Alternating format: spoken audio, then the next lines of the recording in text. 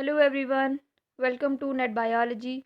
I am Anuja and today's topic of discussion is nervous system and this is the introduction of nervous system. इस particular video के through हम जानेंगे nervous system क्या है और इसके क्लासिफिकेशन बेसिक चीज़ें जानेंगे आज। उसके बाद आगे की वीडियोस में डिस्कस करेंगे डिटेल में नर्वस सिस्टम के बारे में और उसके हर एक क्लासिफिकेशन और हर एक सिस्टम के बारे में। ठीक है, तो चलिए स्टार्ट करते हैं। What is nervous system? Nervous system क्या है, इसको जानना स्टार्ट करते हैं। First point is nervous system is one of the most important body system because it control or maintain other body organs और organ systems। हमारी बॉडी में बहुत सारे organ systems हैं, अप्रॉक्स 11 organ system है और उनमें से एक है nervous system। nervous system other जो body organ systems हैं, जो बाकी की body organ system है, उनको भी क्या करता है, मेंटेन करता है और कंट्रोल करने का काम करता है ताकि वो अपने जो भी फंक्शंस हैं उनको आसानी से प्ले कर सके और एक साथ प्ले कर सके, मतलब उन सबको एक साथ कोऑर्डिनेट करने का भी ये काम करता है nervous system. Next one is it enables our self to sense and respond to stimuli और स्टिमुलस। स्टिमुलस क्या हुआ, ये एक्सटर्नल हो सकते हैं, इंटरनल हो सकते हैं। कोई ऐसी चीज़ जिस पे बॉडी अपना रिस्पॉन्स दे, हमारी बॉडी चाहे वो इंटरनल इन्वायरमेंट हो, इंटरनल बॉडी की हम बात करें, वहाँ से रिस्पॉन्स आ रहा हो या एक्सटर्नल रिस्पॉन्स हम दे रहे हों, ऐसी चीज़ों को कहते हैं स्टिमुलस। जैसे हॉट टेम्परेचर, कोल्ड टेम्परेचर, जिसकी वजह से बॉडी रिस्पॉन्स करे। अगर हम किसी गर्म चीज़ को छू लें तो बॉडी रिस्पॉन्स करती है, उसके अगेंस्ट में हाथ हटा देते हैं हम जल्दी से, तो दैट इज़ द स्टिमुलस। और स्टिमुलस कई टाइप के हो सकते हैं, कुछ केमिकल्स हो सकते हैं, कोई लाइट इंटेंसिटी हो सकती है, लाइट का लेवल ज़्यादा इंक्रीज़ हो जाता है जब, तो हम अपनी आंखें बंद कर लेते हैं, तो ये है एक्सटर्नल स्टिमुलस। ऐसे ही इंटरनल स्टिमुलस अलग हुए। इंटरनल स्टिमुलस भी कई टाइप के होते हैं जिसमें इंटरनल बॉडी रिस्पॉन्स करती है। जैसे अगर कोई फॉरेन पार्टिकल बॉडी में चले गया तो बॉडी रिस्पॉन्स करती है। हंगर पे, जब हमको भूख लगती है उस टाइम पे बॉडी रिस्पॉन्स करती है। जब हमको नींद आती है, स्लीपीनेस, उस टाइम पे बॉडी रिस्पॉन्स करती है।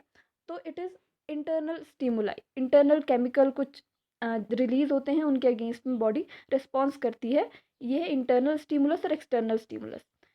इसको कौन इनेबल करता है ताकि रिस्पॉन्स कर सके हमारी बॉडी और सेंस कर सके इन स्टिमुलस को, ये इनेबल करता है nervous system. Next one is nervous system plays an important role in controlling and coordinating of all body parts. सारे बॉडी पार्ट्स को कंट्रोल करने का ये काम करता है और कोऑर्डिनेट करने का काम करता है। मतलब इनके अलग अलग फंक्शन है, हमारे सारी बॉडी में जितने भी पार्ट्स हैं उनके अलग अलग फंक्शन हैं, कुछ अलग फंक्शन प्ले करते हैं। तो इन सबको एक साथ काम करने का, ये कोऑर्डिनेशन का मतलब ये सब एक साथ काम कर सके, अलग अलग काम ना करें, एक साथ इनको एक दूसरे के साथ कोऑर्डिनेट करके चले। इसका इसको भी कौन मेंटेन रखता है? Nervous system. It helps to maintain homeostasis, और जिसे हम बैलेंस कहते हैं। होम्योस्टेसिस का मतलब है इंटरनल जो हमारा इन्वायरमेंट है, इंटरनल जो बॉडी है, वो क्या रहे, स्टेबल रहे। उसको स्टेबल रखने का एबिलिटी को हम कहते हैं होम्योस्टेसिस। और इसको मेंटेन रखने का काम कौन करता है? Nervous system. As well as growth and development, इसको भी ग्रोथ और डेवलपमेंट बॉडी की, उसको भी मेंटेन रखता है नर्वस सिस्टम। अप्रॉक्स जितने भी बॉडी में फंक्शंस प्ले होते हैं उन सब पे किसका कंट्रोल है? हमारे नर्वस सिस्टम का। Our nervous system not only control the voluntary organs but involuntary organs also. Not voluntary organs जिन पे हमारा पूरा कंट्रोल हो, जैसे हाथ की मसल्स हैं, पैर की मसल्स हैं, इन सब पे हमारा कंट्रोल है, जिनको हम स्केलेटल मसल्स भी कहते हैं। इन पे ही केवल कंट्रोल नहीं करता बल्कि इनवॉलेंट्री ऑर्गन्स, जैसे डाइजेस्टिव सिस्टम के जो भी मसल्स होंगी, ग्लैंड्स जो हमारी हार्मोन सिक्रीट कर रही हैं, वो सब, इन सब पे भी क्या करेगा? अपना कंट्रोल करेगा। इनको कहते हैं इनवॉलेंट्री, जिन पे हमारा कंट्रोल नहीं है। जैसे हार्ट की मसल है, कार्डियक मसल, तो हम इसको कंट्रोल नहीं कर रहे हैं कि हम जब चाहें उसको चला लें, बंद कर दें। ये अपने आप ही कंटिन्यूसली ये काम चल रहा है। तो ये है इंटरनल ऑर्गन्स। इनको भी कौन कंट्रोल करता है? Nervous system. ठीक है, अब हम बात करते हैं क्लासिफिकेशन ऑफ नर्वस सिस्टम। जो नर्वस सिस्टम है उसको कितनी कैटेगरीज में डिवाइड किया गया है और ये किस तरीके का काम करते हैं। तो सबसे पहले ब्रॉडली डिवाइड किया गया है दो कैटेगरीज में नर्वस सिस्टम को। फर्स्ट वन इज CNS और सेंट्रल नर्वस सिस्टम। सेंट्रल का मीनिंग है केंद्र, जो मेन केंद्र हो जहाँ से सारे फंक्शंस कंट्रोल और कोऑर्डिनेट किए जा रहे हों। और दूसरा है पेरिफेरल नर्वस सिस्टम, मतलब जो अदर बॉडी पार्ट्स हैं वहाँ पे के जितने भी न्यूरॉन्स हैं, मेनली नर्व सेल्स हैं, उनको कहते हैं peripheral nervous system, PNS. Central nervous system is the main command centre of the nervous system. पूरे नर्वस सिस्टम का central nervous system command centre होता है, जहाँ से सारी कमांड, सारे इंस्ट्रक्शंस दिए जाते हैं। इट कंसिस्ट टू ऑर्गन्स, यहाँ पे दो ऑर्गन कंसिस्ट किए जाते हैं, दो organ central nervous system contain करता है। First one is the brain and second one is spinal cord. ठीक है, ब्रेन मेन कमांड सेंटर, जहाँ पे बहुत सारी न्यूरॉन्स होती है, न्यूरॉन्स यानी कि नर्व सेल्स, अ यूनिट, और कह सकते हो structural and functional unit of the nervous system. यहाँ पे बहुत सारी न्यूरॉन्स कंटेन की जाती है और ब्रेन सबको कमांड देता है, मतलब जितनी भी पेरिफेरल न्यूरॉन्स होंगी और जितने भी बॉडी पार्ट्स होंगे जिनमें न्यूरॉन्स होंगी, वो सारे किसका कमांड मानेंगे? ब्रेन का। ठीक है, और जो दूसरा पार्ट है हमारा पेरिफेरल नर्वस सिस्टम, ये क्या है? कलेक्शन है नर्व सेल्स का, गैंग्लिया का, जो पेरिफेरल बॉडी में, पेरिफेरल मतलब सीएनएस को छोड़ के, ब्रेन और स्पाइनल कॉर्ड को छोड़ के जितने भी बॉडी ऑर्गन्स है वहाँ की नर्व्स, और ganglia which is present outside the CNS, इन सबको कहते हैं, इनके कलेक्शन को कहते हैं पीएनएस। और इसका मेन काम क्या होता है? It connect the CNS to the body part. इसका मेन काम होता है बॉडी पार्ट्स को सीएनएस के साथ कनेक्ट करना। किसके थ्रू? नर्व सेल्स के थ्रू। ठीक है, अब हम बात करेंगे पेरिफेरल नर्वस सिस्टम के डिविजन्स की। पेरिफेरल नर्वस सिस्टम भी फिर से फर्दर डिवाइड होता है दो और डिविजन्स में, दो और कैटेगरीज में। First one is efferent nervous system, और मोटर न्यूरॉन्स इसके अंदर आती हैं। और दूसरा है efferent nervous system, sensory neurons इसके अंदर आती है। इफरेंट एंड एफरेंट, इफरेंट का मतलब है from the brain, and efferent, efferent का मतलब है from the brain, and efferent का मतलब है टू द ब्रेन और to the CNS. Efferent division is responsible for the transmission of nerve impulses from CNS to the target organs, जैसे muscles and glands हो गया। इफरेंट डिवीजन का मतलब क्या है? ये क्या करता है, जो भी ब्रेन्स के, जो भी हमारे सीएनएस है, सीएनएस मतलब ब्रेन और स्पाइनल कॉर्ड, तो इनके जो भी इंस्ट्रक्शंस हैं, इसको, ये रिस्पॉन्सिबल होता है इन इंस्ट्रक्शन को ट्रांसमिट करने के, नर्व इम्पल्सेस, जिनको हम नर्व इम्पल्सेस भी कहते हैं, इंस्ट्रक्शंस कह सकते हैं। ठीक है, ये इनको ट्रांसमिट करता है कहाँ से? सीएनएस से टारगेट ऑर्गन तक, मतलब जो भी कमांड हमारे ब्रेन देगा वो इफरेंट नर्व्स, यानी कि जो मोटर नर्व्स हैं, मोटर न्यूरॉन्स है, उनके थ्रू जाएगा कहाँ? टारगेट ऑर्गन, जिस भी ऑर्गन पे काम करना है, जिस भी ऑर्गन को ये इंस्ट्रक्ट किया गया है कि इसने ये काम करना है, उस तक उसको लेके जाएगा। किसके थ्रू? इम्पल्सिस के थ्रू। कौन लेके जाएगा? मोटर न्यूरॉन्स या इफरेंट नर्वस सिस्टम। और ये टारगेट ऑर्गन क्या होते हैं? या तो मसल्स होंगी या तो ग्लैंड्स होंगी।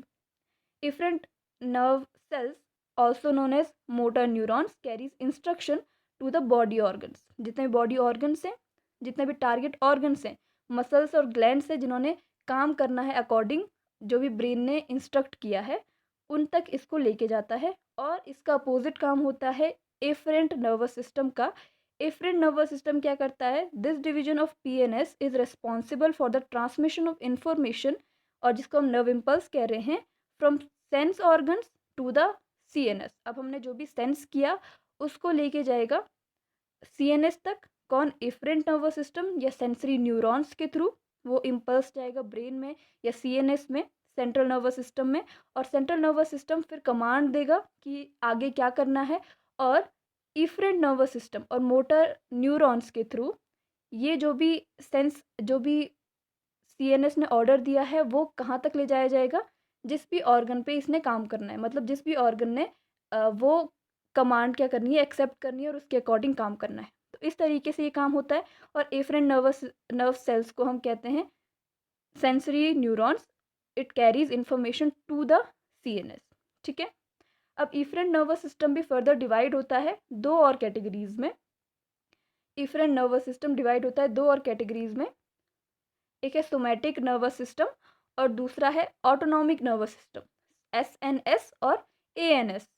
Somatic nervous system, Soma means होता है बॉडी, तो ये जो नर्वस सिस्टम है ये मेनली कमांड करता है, मेनली कंट्रोल करता है किसको, जो हमारे वॉलेंट्री ऑर्गन्स हैं।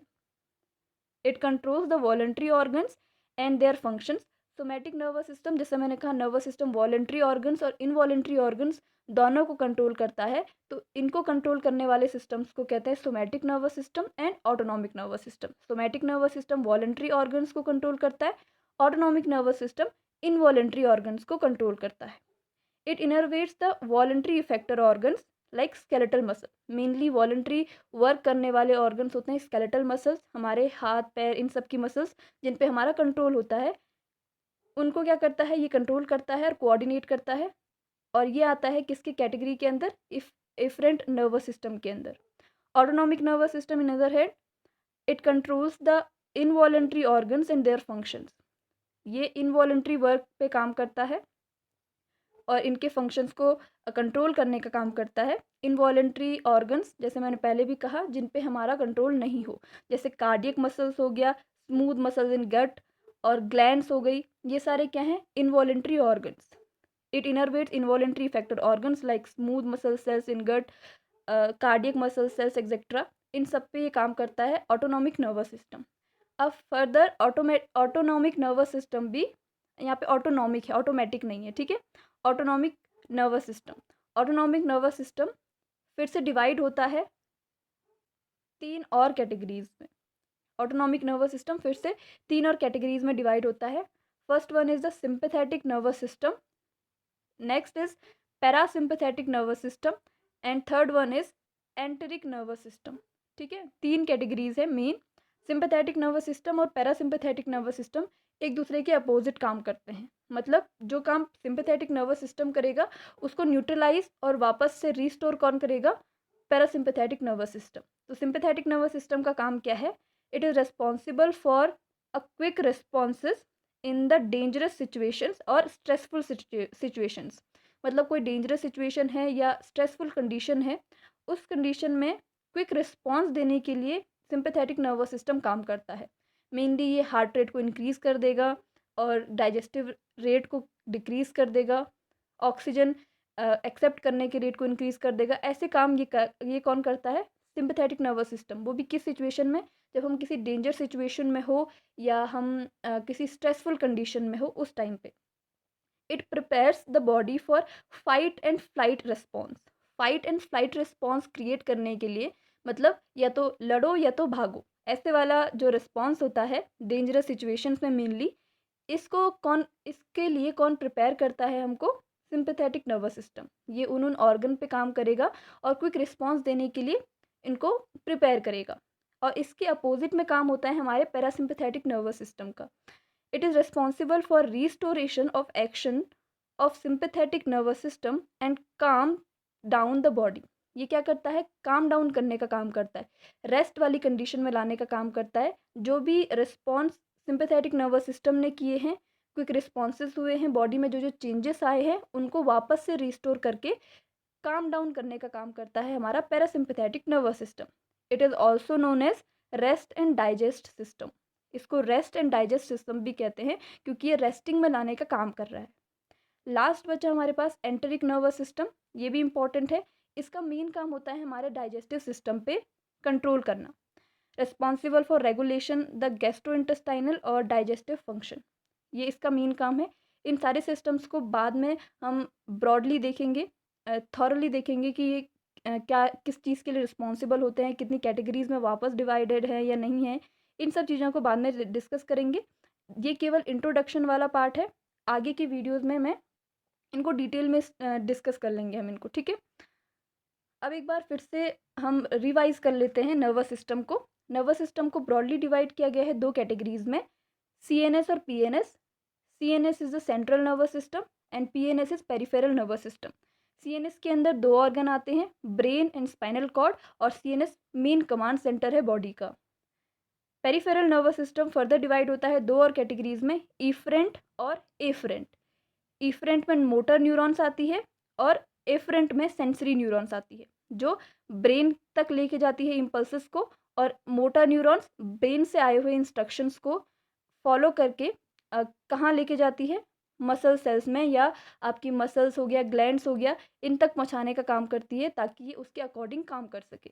इफरेंट जो डिवीजन है वो फिर से डिवाइड होता है दो और कैटेगरीज में, autonomic nervous system and somatic nervous system. Automatic नहीं है, ऑटोनॉमिक नर्वस सिस्टम है, ठीक है। एएनएस एंड एसएनएस, ये इनवॉलेंट्री काम पे, इनवॉलेंट्री जो फंक्शंस है और ऑर्गन्स हैं उनको कंट्रोल करता है हमारा एएनएस और autonomic nervous system. And somatic nervous system involuntary जो वर्क है, वॉलेंट्री जो ऑर्गन्स हैं, इनको कंट्रोल करने का काम करता है। ऑटोनॉमिक नर्वस सिस्टम फिर से डिवाइड होता है दो और कैटेगरीज में, parasympathetic nervous system and sympathetic nervous system, sorry तीन कैटेगरीज में, और एक और है enteric nervous system. Enteric nervous system का काम गैस्ट्रोइंटेस्टाइनल ट्रैक्ट को मेंटेन करना है। Parasympathetic nervous system sympathetic nervous system के जो भी क्विक रिस्पांस दिए गए हैं उनको वापस रिस्टोर और बॉडी को रेस्ट एंड डाइजेस्ट कंडीशन में लाने का काम करता है। And sympathetic nervous system prepare करता है बॉडी को क्विक रिस्पांस देने के लिए और फाइट एंड फ्लाइट मोड में लाने के लिए। तो ये थे नर्वस सिस्टम के बारे, नर्वस सिस्टम का क्लासिफिकेशन और नर्वस सिस्टम क्या है इसके बारे में। This is the introductory part. आगे की वीडियोस में हम और डिटेल में जानेंगे नर्वस सिस्टम को और इनके सारे सिस्टम्स को जितने भी यहाँ पे हमने डिस्कस किए, ठीक है। तो चलिए आज के लिए इतना ही। Thank you so much.